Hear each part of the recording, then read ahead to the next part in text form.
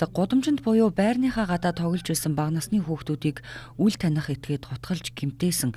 За мөн цаашлаад сэтгцийн өвчтөд этгээд гэртээ байсан ээжийг бага насны хүүхдүүдийнх нь хамт хутгалж одоо амь насыг нь хөнөөсөн жигшүүрт хэрэгүүд бидэнд мартагдаагүй байна.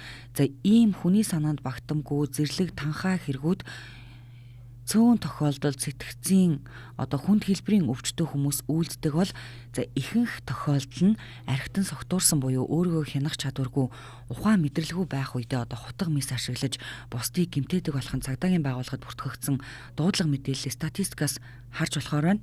За тухайлбал зөвхөн 2025 онд гэхэд хүний эрүүл мэндийн халдашгүй байдлын эсрэг 9381 гэмт хэрэг бүртгэгдсэний 7659 нь согтуугаар үйлдэгдсэн байгаа юм.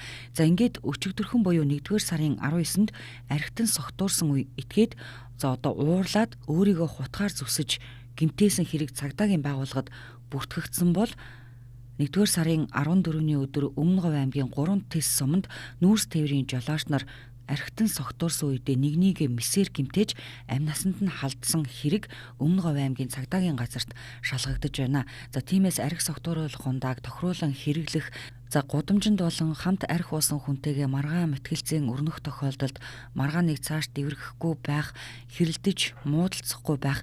За ер нь архи согтууруулах хундааг хэрэглэхгүй байхыг одоо энэ мэдээлэлээр та бүхэнд сэрэмжлүүлэг болгон хүргэж байна.